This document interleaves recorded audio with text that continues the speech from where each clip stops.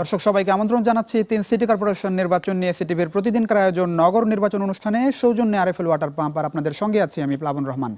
আপনারা এরই মধ্যে নিশ্চয়ই জানেন যে এই অনুষ্ঠানের মাধ্যমে আমরা প্রতিদিন সিটি কর্পোরেশনের ওয়ার্ড পর্যায়ের ভোটারদের নাগরিক জীবনের নানা সমস্যা দুর্ভোগ সে সঙ্গে তুলে আনার চেষ্টা করি। আসছে যে ভোট হবে 28 এপ্রিল, সেই ভোট নিয়ে নানা রকম তাদের প্রত্যাশা ভাবনার কথা আজ আমরা শুরুতেই আপনাদের নিয়ে যাব দর্শক ঢাকা উত্তর সিটি কর্পোরেশনের 7 নম্বর ওয়ার্ডে, যে ওয়ার্ডটি মূলত মিরপুর শেরেবাংলা স্টেডিয়াম সেই সঙ্গে তার আশপাশের বেশ কয়েকটি এলাকা নিয়ে কিন্তু এই ওয়ার্ডটি গঠিত। আমরা ম্যাপ আপনারা দেখতে পাচ্ছেন, আমরা সরাসরি চলে যেতে চাই সেই উত্তর সিটি কর্পোরেশনের 7 নম্বর ওয়ার্ডের ম্যাপে। আপনারা দেখতে পাচ্ছেন ম্যাপটি, যে অংশটি মূলত যে তীর চিহ্ন দিয়ে মিরপুর 2 থানা সংলগ্ন যে 7 নম্বর ওয়ার্ড, এই অংশটি মূলত ওয়ার্ড নম্বর 7, যেখানে মিরপুর শেরেবাংলা স্টেডিয়াম রয়েছে, পাশাপাশি জাতীয় যে সুইমিং পুল সেটি রয়েছে, এর আশপাশের অঞ্চল নিয়ে এই ওয়ার্ডটি গঠিত। তথ্যপত্র দেখতে পাচ্ছেন দর্শক, 1.87 বর্গ কিলোমিটার আয়তন এই ওয়ার্ডের, যেখানে ভোটার বসবাস করেন 67,175 জন, যার মধ্যে পুরুষ ভোটার রয়েছেন 34,775 জন এবং প্রায় সমান নারী ভোটার রয়েছেন 32,400 জন।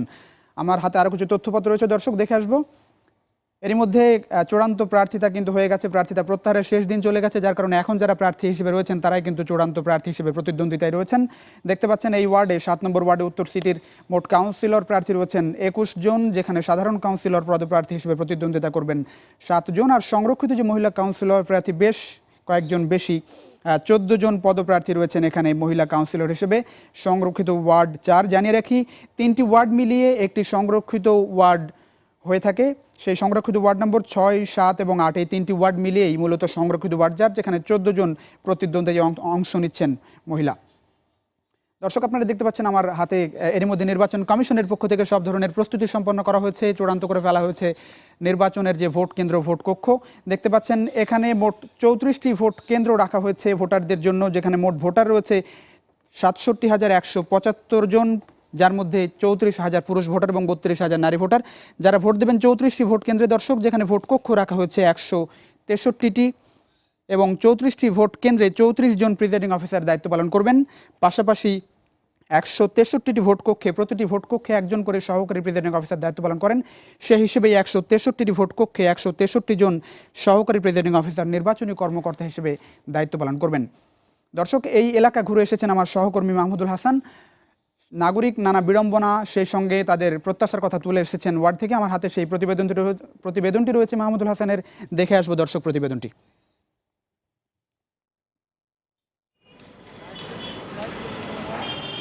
রাজধানীর অন্যান্য এলাকার মতো ঢাকা উত্তর সিটি কর্পোরেশনের 7 নম্বর এই ওয়ার্ডের বেশিরভাগ রাস্তাঘাট আর ফুটপাত দখলদারিত্বের কবলে। সেই সাথে যত্রতত্র ময়লা আবর্জনা ফেলে রাখায় চলতে ফিরতে নানা বিড়ম্বনার শিকার হচ্ছে এলাকার মানুষ। কিন্তু নিম্ন আয়ের মানুষ যারা রয়েছে সেই সকল মানুষ কতটুকু নাগরিক সেবা পাচ্ছে? কারেন্ট নাই, গ্যাস নাই, তোর পানি নাই, কোনো কাউন্সিলর আইসা আমাদের জিজ্ঞাসা না কই থাকে, কি করি না করি, আমাদের তো কোনো খোঁজ খবর নেই। আমরা দুঃখ করে কষ্ট করে ওই নিজেরা ঘর উঠিয়ে থাকি, এই আজ ভেঙে দিলে কালকের খবর নেই, আমাকে কই থাকুন ঠিক ঠিকানা নেই। রিক্সা চালিয়ে বা শ্রম বিক্রি করে, কেউ আবার ঝিয়ের কাজ করে জীবন ধারণ করছে এই মানুষগুলো। তাই তো একটু কম ভাড়ায় বাঁশ, কাঠ আর টিনে ঘেরা আবাসস্থলেই তাদের মাথা গোঁজা। ছোট ঘরে পর্যাপ্ত আলো বাতাসের অভাব, নেই বিশুদ্ধ খাবার পানির ব্যবস্থা, আর পয় নিষ্কাশনের জন্য পর্যাপ্ত ড্রেনেজ ব্যবস্থা না থাকায় অসুখ বিসুখ যেন নিত্যসঙ্গী এই বাসিন্দাদের। মশা মাছি পুরা খাবারের ভিতর পড়া জায়গা, চলাফেরা অনেক কষ্ট, বাথরুম এগুলা পোশাক পায়খানা সব ঘরে যায়। বৃষ্টি হলে মনে করেন পানি আসে, জ্বর হয়, ডায়রিয়া হয়, বিভিন্ন ধরনের রোগ হয়ে যায়। সুবিধাবঞ্চিত এই মানুষদের জন্য এই ওয়ার্ডে নেই কোনো সরকারি হাসপাতাল। আমাদের বলাবেন কই লেখাপড়া করব, গ্যাস পানি কারেন্ট সব দিকেই সমস্যা আমাদের গরিবের জন্য মনে করেন বাচ্চারা যেন পড়বে, ওইভাবে কোনো আলাদা একটা স্কুলের কোনো হেল্প নাই সরকারের। আমরা তো ছেলে মেয়ের লেখাপড়া করতে পারি না ঠিক মতো। হাসপাতাল নাই, ওই তো টাকা পয়সা অনেক কিছু লাগে অন্য ডাক্তারের কাছে যাইলে, কিন্তু আমরা তো বাঁচার মতন ক্ষমতা নেই, ফলাফল লিয়ে খুব অক্ষমতা হচ্ছি। বেশ কিছু স্টেডিয়াম থাকায় স্পোর্টস জোন হিসেবে পরিচিত মিরপুর 2 নম্বর আর মিরপুর 6 নম্বর, শিয়ালবাড়ি সহ আশপাশের জনবহুল এলাকা নিয়ে অবিভক্ত ঢাকা ও বর্তমানের ঢাকা উত্তর সিটির 7 নম্বর ওয়ার্ড। মাহমুদুল হাসান, এসএটিভি, ঢাকা।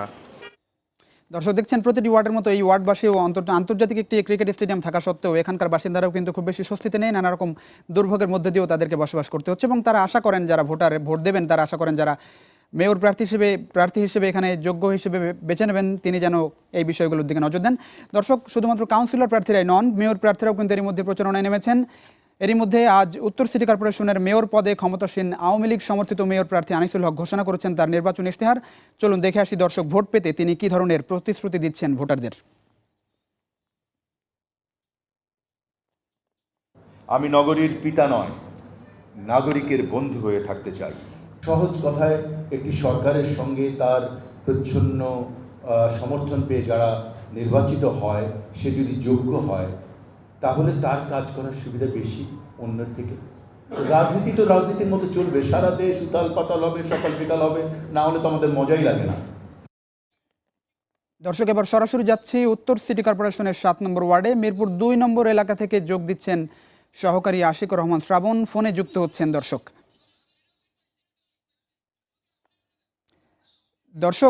আমরা সরাসরি যুক্ত হচ্ছি আশিকুর রহমান শ্রাবণের সঙ্গে, যোগ দিচ্ছেন মিরপুর 2 নম্বর স্টেডিয়াম এলাকা থেকে, থানা সংলগ্ন এলাকা থেকে। দর্শক, শ্রাবণ, ভোটাররা আসলে এরই মধ্যে প্রার্থীরা কিন্তু নির্বাচনী ইশতেহার ঘোষণা করেছেন। আপনি নিশ্চয়ই জানেন আনিসুল হক মেয়র পদপ্রার্থী, তিনি নির্বাচনী ইশতেহার ঘোষণা করেছেন। নির্বাচনী ইশতেহারে অনেক রকম প্রতিশ্রুতি তিনি দিয়েছেন। ভোটাররা আসলে প্রার্থীদের প্রতিশ্রুতিতে কতটুকু আশ্বস্ত হতে পারেন? প্লাবন, মধ্যবিত্তের স্বপ্নের নগরী এই ঢাকার এই মিরপুর এলাকায় কিন্তু আমি রয়েছি। আপনি যে কথাটি বললেন যে বিভিন্ন রকম প্রতিশ্রুতি, এবং আনিসুল হক তার নির্বাচনী ইশতেহারে প্রতিশ্রুতি দিয়েছেন সুন্দর, পরিচ্ছন্ন, নিরাপদ এবং সবুজ ঢাকা গড়ার ক্ষেত্রে। আমি এখন মূলত লোকজনের সাথে কথা বলার চেষ্টা করবো যে নির্বাচন কেন্দ্রিক তারা কি ভাবছেন। আসলে এই যে আমরা দেখতে পাচ্ছি ঢাকা শহরে নির্বাচন এসেছে, তো নির্বাচনে আপনাদের আসলে কি ভাবনা আসলে এখন পর্যন্ত? আসলে ম্যাক্সিমাম ঢাকা সিটিতে দেখা যায় যানজটের সমস্যা, তারপরে রাস্তাঘাট ভাঙা, আর আধা ঘন্টার রাস্তা সেখানে আমাদের 1-1.5 ঘন্টা লাগে। আশা করব সবাই প্রার্থীদের কাছে যাতে যানজট এবং এই রাস্তা ভাঙা এগুলো যাতে না হয়। যেসব অঙ্গীকার করা হয় নির্বাচনের আগে, সেগুলো পূরণ হওয়া নিয়ে আপনাদের কোনো সংশয় আছে কিনা? না, পূরণ তো হবে, কিন্তু আমাদের সবচাইতে বড় একটা সমস্যা যে এই রাস্তার যে যানজটগুলো, এই যানজটগুলো যেন যেভাবে ইয়া করা যায় আর কি, এনারা যেন তাই দেখে আর কি। আমাদের এক একজন প্রার্থী এক এক রকম নির্বাচনী ইশতেহার দিচ্ছে বা বলছে নির্বাচন হলে আমরা এই করব, নির্বাচিত হলে আমরা এই করব, তো এগুলো নিয়ে আপনারা কি ভাবছেন? আসলে সবাই বলে যে আমরা নির্বাচন চাই বা নির্বাচন করব, কিন্তু নির্বাচন শেষে কোনো প্রার্থী চায় না যে কাজ করে। সবাই সবার বাসায় যে বসে থাকে, নিজের যে আত্মীয় স্বজনকে সবাই বড় করে তোলে। কিন্তু ঢাকা শহরে যে অবস্থা, নর্দমা, রাস্তাঘাট, যে পানি, সাধারণ জনগণ চলতে পারে না ঠিক মতো। কিন্তু আমরা এই ধরনের দুর্ভোগ জন্য না হই, এই জন্য আমাদের সবার নির্বাচন যারা প্রার্থী। শ্রাবণ, একটু আপনাকে জানিয়ে রাখি যে আনিসুল হকের যে নির্বাচন ইশতেহার সেটি আমার হাতে রয়েছে। তিনি যেসব প্রতিশ্রুতি দিয়েছেন বেশিরভাগই রয়েছে পরিচ্ছন্ন, সবুজ, পরিবেশ বান্ধব ঢাকা তিনি গড়তে চান, নিরাপদ, স্বাস্থ্যকর ঢাকা গড়তে চান, সচল ঢাকা গড়তে চান এবং মানবিক ঢাকা গড়তে চান, স্মার্ট একটি নগরী নগরবাসীর জন্য উপহার দিতে চান। এসব প্রতিশ্রুতি নিয়ে মানুষ কি বলছে একটু যদি জানতে চান। আচ্ছা, সেই বিষয়ে আমি জানতে চাচ্ছি, আপনি তো দীর্ঘদিন ধরে ফুটপাতের পাশে ব্যবসা করছেন। এই যে ফুটপাতে দেখতে পাচ্ছি আমরা খানা খন্দ, ময়লা আবর্জনা পড়ে রয়েছে, বিভিন্ন রকম প্রার্থী বলছে নির্বাচিত হলে তারা একটি পরিচ্ছন্ন ঢাকা তৈরি করবে, তো কি মনে হয় আপনার? আমি এটা বলতে চাই, নির্বাচন যারাই আসুক আর যে দলে আসুক, আমি চাই যে ফুটপাত এবং রাস্তা পরিষ্কার পরিচ্ছন্নতা এটাই আমরা চাই, যাতে মানুষ খুব সুন্দরভাবে চলতে পারে, সুন্দরভাবে থাকতে পারে এবং সবাই করতে পারে। যেমন আমি এখানে ফুটপাতের দোকান দিচ্ছি, আমি এটা সবার জন্য পরিষেবা খাইতে চাই, সবার জন্য চাই। এবং যারা নির্বাচনে আসুক, যে দলে আসুক, তারাও যেন দেখে যে কোন জায়গায় পরিবেশ ভালো আছে, কোন জায়গায় কি আছে, এটা সবার জন্যই। অঙ্গীকারগুলো কি বাস্তবায়ন করা সম্ভব যারা বলছেন এই সমস্ত কথাগুলা? এটা তাদের ইচ্ছা, তারা যদি আপনারা কি মনে হয় বাস্তবায়িত হবে? এগুলো তো আসলে করে না, আর আমাদের দিকে তো তারা তাকায় না, ঠিক আছে। আর ওরা তো নির্বাচিত হলে আর আমাদের কথা ভুলে যায়, করে না এগুলা। নির্বাচনের সময় বলে যে আমরা আছি আপনাদের সাথে, কিন্তু নির্বাচনে জেতার পরে আর আমাদের সাথে পাওয়া যায় না তাদেরকে। এবার কি সেই পরিবর্তনটা আসবে বলে মনে হয়? এখন সময় একেবারেই কম। শ্রাবণ, আপনাকে ধন্যবাদ আমাদের সঙ্গে যোগ দেওয়ার জন্য। আমরা আসলে বুঝতে পেরেছি যে ভোটাররা আসলে অনেক রকম আশা ভরসা নিয়ে তারা আসলে প্রতীক্ষায় রয়েছেন, যেসব নগরপিতা আসবেন, যিনি নগরপিতা হয়ে তিনি অন্তত তাদের দুঃখ কষ্ট বুঝবেন, সেই আশা তারা করছেন। দর্শক, সময় হলো একটা বিরতির। আমরা আশা করি বিরতির সঙ্গে আমাদের সঙ্গে থাকবেন। ফিরে এসে আপনাদের নিয়ে যাব ঢাকা দক্ষিণ সিটি কর্পোরেশনের 20 নম্বর ওয়ার্ডে। আশা করি আমাদের সঙ্গে থাকবেন।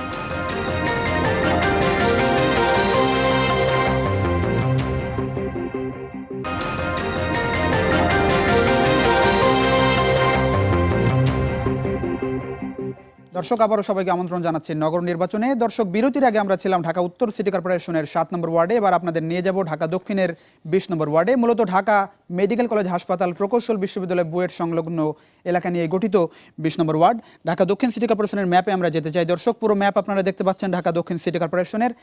মূলত এই 20 নম্বর ওয়ার্ড আগেই বলেছি যে ঢাকা মেডিকেল কলেজ হাসপাতাল খুব গুরুত্বপূর্ণ জায়গা, সেই সঙ্গে রয়েছে বুয়েট সংলগ্ন এলাকা। আপনারা ম্যাপের যে অংশটি দেখতে পাচ্ছেন তোপখানা রোড সংলগ্ন যে এলাকা রয়েছে এর মধ্যেই মূলত বুয়েট ঢাকা মেডিকেল কলেজ হাসপাতাল অবস্থিত রয়েছে। 20 নম্বর ওয়ার্ড যে তীর চিহ্ন দিয়ে যে অংশটি রয়েছে এই অংশটি 20 নম্বর ওয়ার্ড। তথ্যপত্র দেখতে পাচ্ছেন দর্শক, এখানে মোট ভোটার বসবাস করেন 24,824 জন, যার মধ্যে পুরুষ ভোটার রয়েছেন 16,721 জন আর নারী ভোটার রয়েছেন 8,103 জন। দর্শক এরই মধ্যে প্রার্থী চূড়ান্ত হয়ে গেছে, প্রার্থীরা মাঠে নেমে গেছেন, নির্বাচনী প্রচারণায় মানুষের দ্বারে দ্বারে যাচ্ছেন। দর্শক এই ওয়ার্ডে মোট কাউন্সিলর প্রার্থী রয়েছেন 21 জন, যার মধ্যে সাধারণ কাউন্সিলর পদে প্রতিদ্বন্দ্বিতা রয়েছেন 11 জন, যার মধ্যে একজনকে বেছে নেবেন এই ওয়ার্ডবাসী। পাশাপাশি সংরক্ষিত মহিলা কাউন্সিলর প্রার্থী রয়েছেন 10 জন। 3 ওয়ার্ড মিলিয়ে এই সংরক্ষিত ওয়ার্ড নম্বর 5, যেখানে 13, 19 এবং এই 20 নম্বর ওয়ার্ড রয়েছে, এই 3টি ওয়ার্ড মিলিয়ে একজন সংরক্ষিত মহিলা কাউন্সিলর পদপ্রার্থী হিসেবে নির্বাচিত হবেন ভোটারদের ভোটে। দর্শক আপনারা ভোট কেন্দ্র ভোট কক্ষের সংখ্যা দেখতে পাচ্ছেন। এর মধ্যে নির্বাচন কমিশনের পক্ষ থেকে সব ধরনের প্রস্তুতি সম্পন্ন করা হয়েছে, একটি সুষ্ঠু নির্বাচনের আশা তারা করছেন। 11টি ভোট কেন্দ্র রয়েছে ভোটারদের জন্য এখানে, যার মধ্যে ভোট কক্ষ রাখা হয়েছে 71টি। প্রিজাইডিং অফিসার প্রতিটি ভোট কেন্দ্রে একজন করে প্রিজাইডিং অফিসার দায়িত্ব পালন করবেন। 11টি ভোট কেন্দ্রে 11 জন প্রিজাইডিং অফিসার দায়িত্ব পালন করবেন। পাশাপাশি মোট ভোট কক্ষ 71টি ভোট কক্ষে প্রতিটি ভোট কক্ষে একজন করে সহকারী প্রিজাইডিং অফিসার দায়িত্ব পালন করেন, সেখানে 71 জন সহকারী প্রিজাইডিং অফিসার দায়িত্ব পালন করবেন। দর্শক এই ওয়ার্ড ঘুরে এসেছেন আমার সহকর্মী নিয়ামুল আজিজ সাদেক। ফুটপাত সেবন আর অবৈধ ব্যবসা হয় ঢাকা দক্ষিণ সিটি কর্পোরেশনের 20 নম্বর ওয়ার্ডের নানা জায়গায়। ঠিকমতো আবর্জনা পরিষ্কার না করায় বাংলাদেশ প্রকৌশল বিশ্ববিদ্যালয় বুয়েটের সামনের রাস্তার আবর্জনা আর নোংরা পানি ভোগাচ্ছে শিক্ষার্থীদের। প্রতিবেদনটি দেখে আসবো দর্শক নিয়ামুল আজিজ সাদেকের।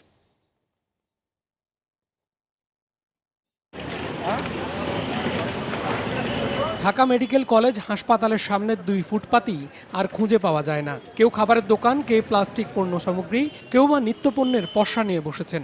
চাঙ্কারপুলের দিকে যেতে নতুন রাস্তায় সরকারি দলের অঙ্গ সংগঠনের 3টি কার্যালয় যেন দখলের মহোৎসব লেগেছে। দখলে দখলে রাস্তার মাত্র 1/4 দিয়ে চলছে যানবাহন। রাস্তার উপরে আমরা মহিলা মানুষ, গরিব মানুষ মনে করেন ফেরের দায়ে কাজকর্ম করে খাই। নতুন আমি দিছি স্যার, আমি বুঝতে পারি নাকি। কিন্তু দোকানি আর নিম্ন আয়ের মানুষের কাছে এমনভাবে বাণিজ্য করাই বৈধ, কারণ নিয়মিতভাবে তাদের কাছ থেকে চাঁদা নেয় প্রভাবশালীরা। তাই তাদের উচ্ছেদে প্রশাসনেরও কোনো উদ্যোগ নেই। মানে পেটের জন্য করতেছে, আমাদের তো চাকরি দেন না, চাকরি দেন আপনারা আমাদের। আরো জায়গায় মনে করেন আমরা চলে খাইতে দেবো, আমরা খাইতে দেবো, কর্ম করে খাইতে দেবো। তো 20 নম্বর ওয়ার্ডটি বেশ বড়। ঢাকা মেডিকেলের পর বুয়েটের তিতুমির হল, সোহরাওয়ার্দী হল আর ফজলে রাব্বি হলের শিক্ষার্থী ও স্টাফরাও এই ওয়ার্ডের আওতাভুক্ত। গুরুত্বপূর্ণ এই শিক্ষা প্রতিষ্ঠানের পাশেই পানি আর আবর্জনায় পরিপূর্ণ রাস্তা। ঢাকা মেডিকেল কলেজ হাসপাতালের মর্গের পাশের রাস্তা, শহীদুল্লাহ হল আর বুয়েটের পেছনের রাস্তা মাদক সেবনের নিরাপদ জায়গা। রিকশাওয়ালা থেকে শুরু করে প্রায় সব বয়সী নারী পুরুষের নেশার আড্ডা বসে এখানে। খাইতে ভালোই লাগে, এটা না খাইলে রিক্সা চালাইতে পারি না, সমস্যা হয়, মাথায় টেনশন বাড়ে। এটি বিক্রি করবো কই থেকে, খাইতে তো পারি না, বিক্রি করবো কই থেকে, আনতে হবে কারণ বাজার থেকে। না কাজে আইনে খাই আর কিছু খাই না, আমরা তো এসব বেচি না, আমরা খাই, আমরা পাইলে খাই না, খাই না। এলাকার মানুষ জানিয়েছেন মাদকের টাকা জোগাতে প্রায় ছিনতাই হয় এসব জায়গায়। ফুটপাত দখল করে জায়গায় জায়গায় অবৈধ স্থাপনা এখানের একটি বড় সমস্যা, যার আড়ালে মাদকের আখড়ায় পরিণত হয়েছে বেশ কয়েকটি জায়গা, যেখানে জড়িত হয়ে পড়েছেন শিক্ষার্থীরাও। আর এই অবস্থা থেকে উত্তরণে আগামীর জনপ্রতিনিধি বেশ কার্যকর ভূমিকা রাখবেন এমন আশা এখানকার মানুষের। নিয়ামুল সাদেক, SATV, ঢাকা। দর্শক নানা রকম গুরুত্বপূর্ণ স্থাপনা রয়েছে কিন্তু এই 20 নম্বর ওয়ার্ডে, তারপরেও কিন্তু মাদক সেবনের একটা বড় জায়গা হিসেবে চিহ্নিত হয়েছে এই এলাকা। সবাই কিন্তু আশা করেন এই অন্তত এই দুর্ভোগ থেকে মুক্তি পাবেন তারা। আমরা সরাসরি চলে যাচ্ছি দর্শক তোপখানা রোড এলাকায় 20 নম্বর ওয়ার্ডে, সেখানে রয়েছেন সহকর্মী মাহমুদুল হাসান, কথা বলবো তার সঙ্গে। মাহমুদ, ভোটাররা কি ভাবছেন এখন পর্যন্ত ভোট নিয়ে? নানা রকম দুর্ভোগের মধ্যে দিয়ে তারা বসবাস করছেন আমরা দেখেছি। প্লাবন, যে বিষয়টি হচ্ছে যে সিটি কর্পোরেশন যেদিন থেকে নির্বাচনের তারিখ ঘোষণা করেছে অর্থাৎ ঢাকা সিটি কর্পোরেশনে, সেই পর থেকেই কিন্তু নির্বাচিত প্রতিনিধি যারা রয়েছে, যারা নির্বাচন করবে তাদের ভিতরে কিন্তু আসলে জনসংযোগ বেড়ে গেছে এবং যতই সময় ঘনিয়ে আসে তারা নির্বাচিত নির্বাচনের বিষয়টি তারা ঘুরিয়ে দেখতে যে আসলে জনসংযোগ চালিয়ে যাচ্ছে। সেই সঙ্গে যারা এই এলাকায় যারা ভোটার রয়েছে তারাও কিন্তু একই ধরনের যারা কাজ করবেন, শুধু প্রতিশ্রুতি নয়, প্রতিশ্রুতি ছাড়া যারা কাজ করবেন, যে অনুযায়ী প্রতিশ্রুতি দেবেন সেই অনুযায়ী যারা কাজ করবেন আসলে তাদেরকেই কিন্তু আসলে এই এখানকার যারা ভোটার রয়েছে তারা তাদেরকে বেছে নেবেন। এই আপনি জানেন যে প্রতিবেদনটি দেখছিলেন, যে প্রতিবেদনটিতে কিন্তু রয়েছিল যে এলাকায় যথেষ্ট দুর্ভোগ রয়েছে এবং মাদকের কথা। ভোটাররা কি বলছেন, আমি একটু ভোটারদের সঙ্গে একটু কথা বলবেন? প্লাবন, যেটি হচ্ছে যে দুঃখিত প্লাবন, যেটি হচ্ছে যে ভোটার, আমি একটু কথা বলতে চাই, আসলে আপনারা কিসের ভিত্তিতে আসলে নির্বাচিত প্রতিনিধি আসলে আপনারা নির্বাচন করতে যাচ্ছেন? আমরা চাচ্ছি এমন একজন সৎ, যোগ্য এবং পরিবেশ বান্ধব লোক, যিনি ঢাকাকে সন্ত্রাস মুক্ত, যানজট মুক্ত এবং চাঁদাবাজ মুক্ত শহর গড়ে তুলতে পারবে। বিশ্বের অন্যতম একটা শহরের মতন আমরা যেন শহরটাকে দেখতে পাই, এরকম একজন সৎ এবং যোগ্য ব্যক্তিকে আমরা সেইভাবেই আমরা ওনাদেরকে। প্লাবন, যেটি শুনতে পাচ্ছিলেন যে আসলে সব যোগ্য প্রার্থীদেরই আসলে এখানকার যারা ভোটার রয়েছে তাদেরকে নির্বাচিত করতে চান। এবং আমি আরেকজনের সাথে কথা বলতে চাচ্ছি, আসলে যে প্রতিশ্রুতি দিয়ে যারা নির্বাচিত হন, নির্বাচনের পরে জয়ী হওয়ার পরে আসলে সেই প্রতিশ্রুতি তারা কতটুকু রক্ষা করতে পারে বলে আপনি মনে করেন? প্রতিশ্রুতি কেউই রক্ষা করে না, সবই মিথ্যা কথা, ভাওতাবাজি দেয় আমাদের সাথে। তবে আমি একটা এই এলাকার ঢাকার দক্ষিণের জনগণের অনুরোধ করবো যে পুরানাদের না দিয়ে, যারা আগে রাজনীতিবিদ ছিল তাদেরকে ভোট না দিয়ে তরুণদের যেন ভোট দেয় এবং তরুণরা যেন পাশ করে, তাহলে তরুণরা নতুন উদ্দীপনা নিয়ে নতুন ভাবে কাজ করবে এবং এইটা আমি বিশ্বাস করি। তরুণদের দরকার আছে দেশে, তখন কাজ পুরানারা করতে চায় না, তার পুরানারা রাজনীতি বেশি ক্রিমিনাল, ওদেরকে ভোট দিলে আমার মনে হয় কাজ হবে না। তরুণদের ভোট দেওয়া উচিত বলে আমি মনে করি। যেমন আছে এখানে এই এলাকায় যে মাল আছে আমার হানিফ সাহেব। প্লাবন, যেটি শুনছিলেন নির্বাচন লোকদের বাদ দিয়ে আসলে নতুন যারা এসেছেন, যারা তরুণ প্রজন্মের যারা কাজ করবেন তাদেরকেই হয়তো নির্বাচিত করতে চাইবেন এখানকার ভোটার। আমি একটু কথা বলতে চাচ্ছি কয়েকজন। মাহমুদ, আপনাকে ধন্যবাদ। আমাদের হাতে সময় নেই দর্শক, আমাদেরকে যেতে হবে একেবারে চট্টগ্রাম সিটি কর্পোরেশন এলাকায়। দর্শক দেখছিলেন এই এলাকার ভোটাররাও কিন্তু নানা রকম প্রত্যাশা নিয়ে বসে আছেন, অন্তত যারা প্রার্থী হিসেবে আসবেন, যোগ্য প্রার্থী হিসেবে তারা বেছে নিতে চান, তারা যাতে তাদের সুখ দুঃখটা অন্তত দেখেন। দর্শক, ঢাকা দক্ষিণ সিটি কর্পোরেশনের বিএনপি সমর্থিত মেয়র প্রার্থী মির্জা আব্বাস, এখনও তাকে দেখা যায়নি প্রচারণার মাঠে। তার পক্ষে নির্বাচনী প্রচারণা চালাচ্ছেন তার স্ত্রী। দাবি করেছেন নির্বাচনী প্রচারণার ক্ষেত্রে সব প্রার্থীর জন্য সমান সুযোগ তৈরির। দর্শক, দেখে আসবো সেটি। সব এলাকাবাসী প্রার্থীকে দেখতে চায়, তো প্রার্থী যদি কাজ করতে না পারে, না সামনে আসতে পারে, যারা আমাদের কাউন্সিলর প্রার্থী তাদেরও বিভিন্ন রকমের হরতালের মামলায় জর্জরিত। তো আমি আশা করব সরকারের কাছে একটি প্রতিযোগিতাপূর্ণ সুষ্ঠু নির্বাচন অনুষ্ঠিত করতে চাইলে সবার জন্য সমান সুযোগ সৃষ্টি করে দিতে হবে। সেজন্য জামিনের ব্যবস্থা করে দিতে হবে, যাতে জামিন পেয়ে সবাই কাজ করতে পারে। সুতরাং যদি সেই সুযোগ সরকার সৃষ্টি করে না দেয় তাহলে 5 জানুয়ারি নির্বাচন হবে। আমি আশা করব প্রতিযোগিতাপূর্ণ একটা নির্বাচন সরকার অনুষ্ঠিত করবে এবং সবার জন্য সমান সুযোগ সৃষ্টি করে দেবে। দর্শক, ঢাকার পরে এবার চোখ ফেরাবো চট্টগ্রাম সিটি কর্পোরেশনের দিকে। চট্টগ্রাম সিটি কর্পোরেশন নির্বাচনের প্রার্থীদের সঙ্গে মতবিনিময় করেছেন প্রধান নির্বাচন কমিশনার কাজী রকিবউদ্দিন আহমদ। এ সময় প্রার্থীরা ভোট গ্রহণের 7 দিন আগে বন্দর নগরীতে সেনা মোতায়েনের দাবি জানিয়েছেন। এ বিষয়ে বিস্তারিত জানাতে চট্টগ্রাম থেকে টেলিফোনে যোগ দিচ্ছেন সহকর্মী শাহনওয়াজ রিটন। রিটন, সিইসির সঙ্গে কি ধরনের আলাপ আলোচনা করেছেন এবং কি ধরনের দাবি জানিয়েছেন প্রার্থীরা, একটু জানাবেন বিস্তারিতভাবে। প্লাবন, আপনি যে বলছিলেন এই প্রার্থীরা 7 দিন আগে সেনা মোতায়েনের দাবি করেছেন, সেটি আসলে অনেক প্রার্থী বলেছেন। একজন মেয়র প্রার্থী সহ 5-7 জন কাউন্সিলর প্রার্থী কিন্তু সেই প্রসঙ্গটি তুলেছেন।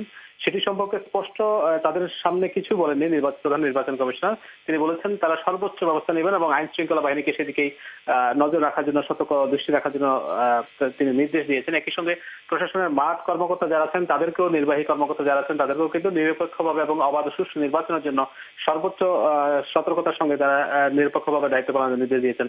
তবে এই ব্যাপারে সাংবাদিকদের দৃষ্টি আকর্ষণ করেছিলেন যে সেনা মোতায়েন হবে কিনা। তিনি যেটি জানিয়েছেন স্পষ্ট, আগামী 19 তারিখ ঢাকায় আইন শৃঙ্খলা বাহিনীর সঙ্গে বিভিন্ন যে সেক্টরের বাহিনী আছে তাদের সঙ্গে একটা যৌথ সভা হবে। মূলত সেই সভাতেই তিনি সিদ্ধান্ত নেবেন, তার কমিশন সিদ্ধান্ত নেবে আগামী যে সিটি কর্পোরেশন নির্বাচন হবে সেখানে সেনা মোতায়েন হবে কি হবে না। এছাড়া সিইসি কিন্তু চট্টগ্রামে তাদের মাঠ পর্যায়ে নেতাকর্মীরা, কর্মকর্তারা ছাড়াও কিন্তু মোটামুটি চেষ্টা করেছেন সবাইকে এই জিনিসটা আশ্বস্ত করতে যে তারা নিরপেক্ষ নির্বাচন করতে বদ্ধপরিকর। প্লাবন, রিটন, আপনাকে ধন্যবাদ। আসলে আমরা বুঝতে পারছি নির্বাচন কমিশন হয়তো চেষ্টা করছেন, সব ধরনের প্রস্তুতি সম্পন্ন করেছে এবং তারা সবাই আশা করেন যে নির্বাচন কমিশনের কঠিন পদক্ষেপের মধ্য দিয়ে একটি সুষ্ঠু নির্বাচন সম্পন্ন হবে। দর্শক, এই ছিল আজকের মতো। জানিয়ে রাখি, আগামী 28 এপ্রিল ভোটের আগে যে কোনো দিন এসিটিভি পৌঁছবে আপনার ওয়ার্ডে সমস্যা আর নির্বাচন নিয়ে আপনার মতামত তুলে ধরতে। চোখ রাখুন প্রতিদিন বিকেল 3:30টায় এসিটিভির পর্দায়। আমরা আছি ইউটিউব, ফেসবুকেও। এই অনুষ্ঠান সম্পর্কে আপনার যে কোনো মতামত জানাতে পারেন আমাদের ফেসবুক পেজে। আর দেখতে চাইলে ভিজিট করুন টেলিভিশন স্ক্রিনে ওঠা ইউটিউব ওয়েব লিঙ্কে। দেখা হবে আবারও। ভালো থাকবেন সবাই। এতক্ষণ সঙ্গে থাকার জন্য ধন্যবাদ সবাইকে।